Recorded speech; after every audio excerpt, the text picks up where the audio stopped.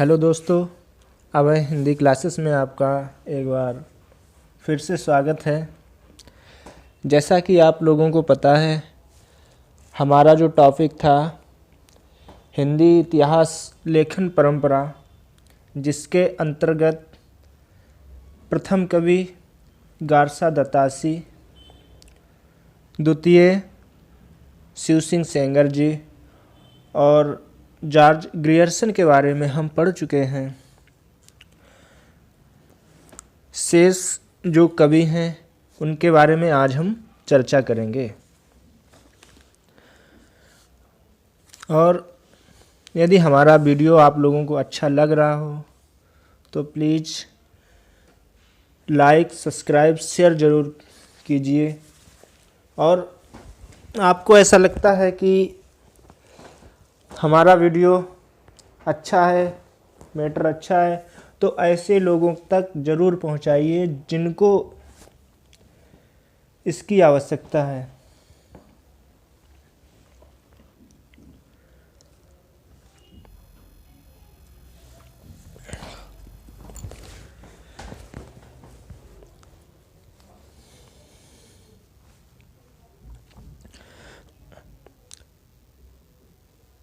मिश्रबंध विनोद को देखते हैं।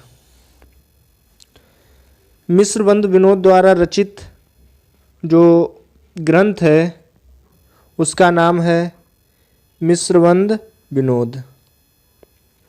ये 4 भागों में विभक्त है। कितने भागों में? 4 भागों में।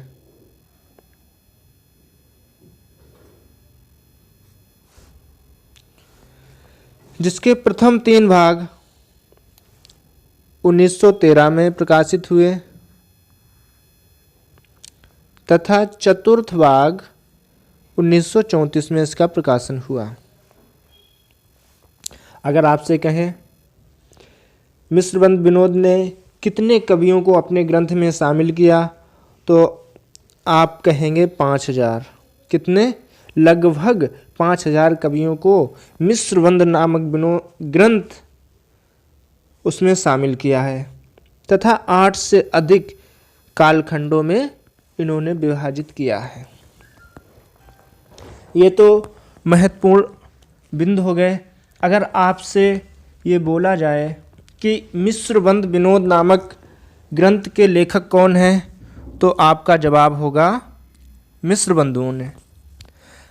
तो आप ये भी सोच रहे होंगे कि मिश्रबंध विनोद जो कृति है मिश्रबंधुओं ने, मिश्र बंधुओं का मतलब होता भाई, तो ये भाई भी रहे होंगे। तो ये 3 भाई हैं। कितने भाई हैं? 3 भाई। मिश्रबंधु 3 भाई हैं। तीनों के नाम आपको जानना बहुत ज़रूरी है। पहले हैं गणेश बिहारी, गणेश बिहारी। दूसरे हैं श्याम बिहारी और तीसरे हैं सुखदेव बिहारी। सुखदेव बिहारी जोड़ लीजिए। ये 3 भाइयों ने मिलकर मिश्रबंध विनोद नामक जो ग्रंथ है उसकी रचना की है। आपको बता दिया मिश्रबंध विनोद 4 भागों में विभक्त है, जिसके प्रथम 3 भाग का प्रकाशन 1913 में तथा चतुर्थ भाग का प्रकाशन 1934 में हुआ। मिश्रबंध में लगभग 5000 कवियों का वर्णन है, जिसकी संख्या लगभग 4591 है। कितनी है? 4591, जिसको लगभग 5000 कह दिया जाता है। इस ग्रंथ में अनेक अज्ञात कवियों को प्रकाश में लाने के साथ उनके साहित्यिक महत्व को स्पष्ट करने का प्रयास मिश्रबंधुओं ने किया है।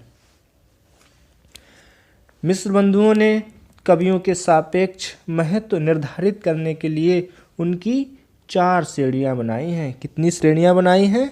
4। ये महत्वपूर्ण बिंदु मिश्र बंधुओं के हैं। अब देखते हैं अगले इतिहासकार आचार्य रामचंद्र शुक्ल, जिनका जो ग्रंथ है उसका नाम है हिंदी साहित्य का इतिहास। आचार्य रामचंद्र शुक्ल हिंदी साहित्य इतिहास की परंपरा में सर्वोच्च स्थान है। किसका? आचार्य रामचंद्र शुक्ल। इनके द्वारा रचित हिंदी साहित्य का इतिहास, क्या नाम है ग्रंथ का? हिंदी साहित्य का इतिहास 1929 को प्राप्त हुआ, जो नागरी प्रचारणी सभा द्वारा प्रकाशित। किसके द्वारा प्रकाशित हुआ? नागरी प्रचारणी सभा के द्वारा 1929 में इसका प्रकाशन हुआ, जो हिंदी शब्द सागर की भूमिका क्या थी? हिंदी शब्द सागर की भूमिका के रूप में लिखा गया था, जिसे आगे परिवर्धित एवं विस्तृत करके स्वतंत्र पुस्तक का रूप दे दिया। उसका नाम हिंदी साहित्य का इतिहास लिख दिया गया। इन्होंने हिंदी साहित्य को 900 वर्षों के इतिहास को 4 कालखंडों में विभाजित किया है। इन्होंने अपने इतिहास ग्रंथ में हिंदी साहित्य का इतिहास जो ग्रंथ है उसमें लगभग 900 वर्षों के समय को 4 कालखंडों में विभाजित किया। कितने कालखंडों में? 4 कालखंडों में, जिसमें आदिकाल, रीतकाल, भक्तिकाल और आधुनिक काल 4 नामों से जाना जाता है। और इन्होंने जो भक्ति काल था उसको भी 4 भागों में बांट दिया है। आपको पता होगा जो भक्ति काल, जिसमें ईश्वर की वंदना को प्रधान मानकर रचनाएं की गई हैं, ऐसे काल को भक्ति काल कहते हैं। भक्ति काल में के 2 भाग किए, एक निर्गुण और दूसरा सगुण। निर्गुण के 2 भाग हो गए, एक हो गया ज्ञानाश्रयी और दूसरा प्रेमाश्रयी। ज्ञानाश्रयी के अंतर्गत जैसे कबीर, दादू, दयाल ये कवि आते हैं, और प्रेमाश्रयी के अंतर्गत मलिक मोहम्मद जायसी जी आते हैं। उसके बाद जो दूसरी धारा थी सगुण, इसका भी 2 भागों में विभाजन किया, जिसमें राम भक्ति शाखा और दूसरा कृष्ण भक्ति शाखा। जो सगुण भक्ति धारा थी, जिसमें जिन कवियों ने राम को अपना आराध्य मानकर रचनाएं की हैं, वो शाखा राम भक्ति शाखा कहलाई, जिसके अंतर्गत महत्वपूर्ण नाम गोस्वामी तुलसीदास का लिया जाता है। और कृष्ण भक्ति धारा के अंतर्गत सूरदास जैसे बहुत से नाम हैं, जिन्होंने कृष्ण को अपना आराध्य देव मानकर रचना की है। आचार्य रामचंद्र शुक्ल ने कहा है कि केशव दास जैसे कवि को अलंकारवादी तथा परवर्ती रीत कवियों को रसवादी पद्धति घोषित करते हुए उन्हें रीत परंपरा के प्रवर्तक के पद से वंचित रखा गया है। उन्होंने कहा है कि जहाँ केशव की रसिक प्रिया रस संहिता का संयोग है, यानी कि केशव की जो रसिक प्रिया रचना है उसमें रसों का सहयोग है। और रीत कवियों ने प्रायः अलंकारों पर भी ग्रंथ लिखे हैं। इसलिए इसका निष्कर्ष ये निकलता है कि रीतकालीन परंपरा का प्रवर्तक केशव दास को ही मानना चाहिए। ये तो हमारा आचार्य रामचंद्र शुक्ल जी हो गए।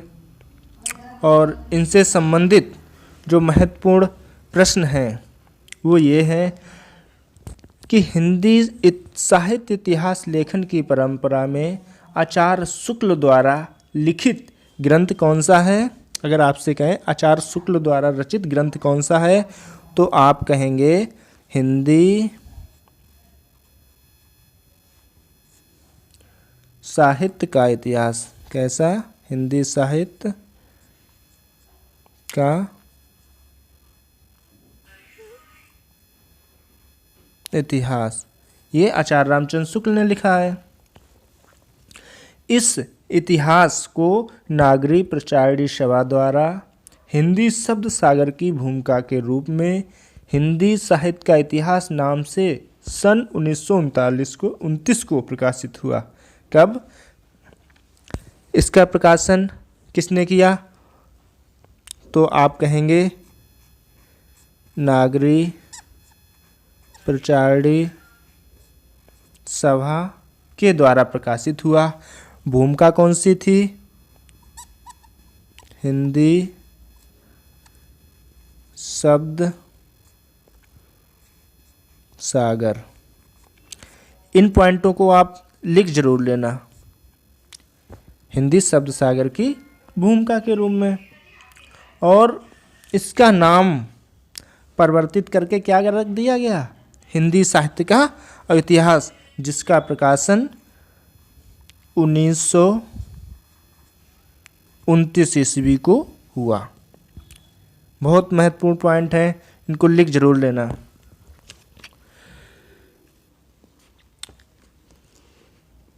हिंदी साहित्य इतिहास के लेखन में आचार्य रामचंद्र शुक्ल जी ने लगभग 1000 कवियों को शामिल किया। रामचंद्र शुक्ल ने कितने कवियों को शामिल किया? 1000 कवियों को शामिल किया है। और अभी तक हम Shiv Singh Sengar, George Grierson, Garcin de Tassy को पढ़ चुके हैं, जिसमें उन्होंने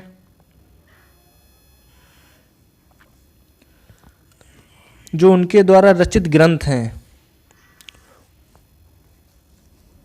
उनको, जैसे शिव सिंह सेंगर का शिव सिंह सरोज, जॉर्ज ग्रियर्सन का और मिश्र बंधुओं का मिश्र बंधु विनोद जो रचना है, उसको आचार्य रामचंद्र शुक्ल ने क्या कहा है? कवि व्रत संग्रह। शिव सिंह सेंगर, मिश्र बंधु विनोद और जॉर्ज ग्रियर्सन, इनके ग्रंथ को आचार्य रामचंद्र शुक्ल ने कविव्रत संग्रह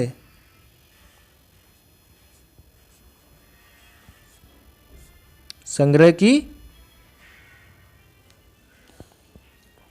कहा है। अगर हम देखें, हजारी प्रसाद द्विवेदी जी आते हैं, जिन्होंने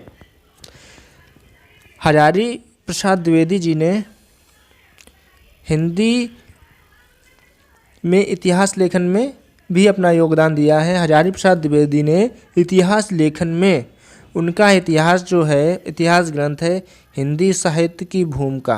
क्या है? हिंदी साहित्य की भूमिका।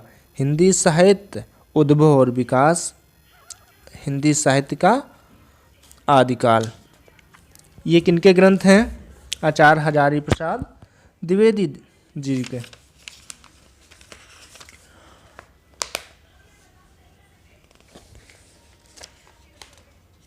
हिंदी साहित्य की जो भूमिका नामक ग्रंथ है वो 1940 में प्रकाशन हुआ। 1940 में हिंदी साहित्य की भूमिका का प्रकाशन हुआ और 1952 में हिंदी साहित्य का उद्भव और विकास, हिंदी साहित्य का आदिकाल, ये भी 1952 को ही प्रकाशित हुआ। 1952 को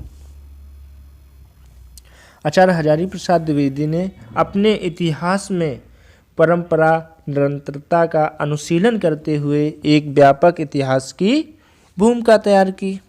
उसके बाद अगले जो महत्वपूर्ण कवि हैं डॉक्टर राम कुमार वर्मा जी, इन्होंने भी हिंदी साहित्य इतिहास लेखन में अपना बहुत महत्वपूर्ण योगदान दिया है। इन्होंने हिंदी साहित्य का आलोचक इतिहास, कौन सा? हिंदी साहित्य का आलोचक इतिहास 1938 ईस्वी को प्रकाशित हुआ, जिन्होंने 693 से लेकर 1693 ईस्वी तक की अवधि को संपूर्ण ग्रंथ को 7 प्रकरण में विभक्त किया। अगर हिंदी साहित्य लेखन में जो हिंदी साहित्य 693 ईस्वी से लेकर 1693 ईस्वी तक की अवधि का वर्णन किया है और इस ग्रंथ को 7 प्रकरणों में विभक्त किया है, जिसमें इन्होंने निर्गुण ज्ञानाश्रय शाखा को इन्होंने संत काव्य की संज्ञा दी। निर्गुण प्रेम मार्गी शाखा, जिसे सूफी शाखा भी कहते हैं, प्रेम काव्य का प्रयोग किया। वीर गाथा को चारण काल की संज्ञा देने से पूर्व एक संधिकाल और जोड़ दिया। संधिकाल और चारण काल की संज्ञा किसने दी? तो आप कहेंगे डॉक्टर रामकुमार वर्मा जी ने।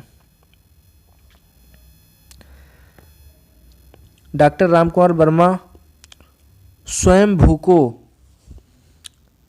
डॉक्टर रामकुमार वर्मा स्वयंभू जो कि एक कवि हैं आदिकाल के, अपभ्रंश के, उन्होंने अपभ्रंश के जो प्रथम कवि हैं स्वयंभू, उनको हिंदी का प्रथम कवि माना है। अगर आपसे कहें या क्वेश्चन आ जाए स्वयंभू ने हिंदी का प्रथम कवि किसे माना है, तो आपका जवाब होगा स्वयंभू को, जो कि अपभ्रंश काल के प्रथम कवि हैं और हिंदी साहित्य का आरंभ इन्होंने 693 से 1693 तक स्वीकार किया है।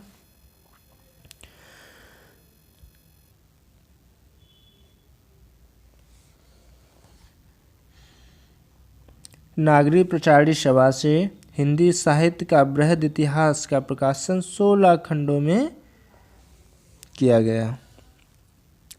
उसके बाद अगले जो इतिहासकार हैं डॉक्टर धीरेन्द्र वर्मा द्वारा लिखित इतिहास ग्रंथ हिंदी साहित्य, ग्रंथ का क्या नाम है? हिंदी साहित्य भी उल्लेखनीय है। इन्होंने संपूर्ण हिंदी साहित्य को 3 काल में विभाजित किया। कितने काल में? 3 काल में, आदिकाल, मध्यकाल और आधुनिक काल। अगर आपसे कहें आचार्य रामचंद्र शुक्ल ने कितने भागों में विभाजित किया है, तो आपका कथन होगा 4। कितना होगा? 4 कालखंडों में। अन्य कवि डॉक्टर भागीरथी मिश्र, जिनका हिंदी काव्य शास्त्र का इतिहास नामक ग्रंथ है, डॉक्टर नागेंद्र का रीत काव्य की भूमिका, और डॉक्टर नलिन बिलोचन शर्मा का हिंदी साहित्य का इतिहास दर्शन, डॉक्टर मोतीलाल मनेरिया का, जो कि राजस्थानी भाषा के बहुत महत्वपूर्ण और बहुत बड़े ज्ञाता हैं, बहुत बड़े विद्वान हैं, जिन्होंने राजस्थानी भाषा और साहित्य व राजस्थानी पिंगल साहित्य आदि इतिहास ग्रंथ लिखे हैं। धन्यवाद। अगर हमारा वीडियो अच्छा लगे तो प्लीज़ लाइक, सब्सक्राइब और शेयर जरूर कर दीजिए। धन्यवाद।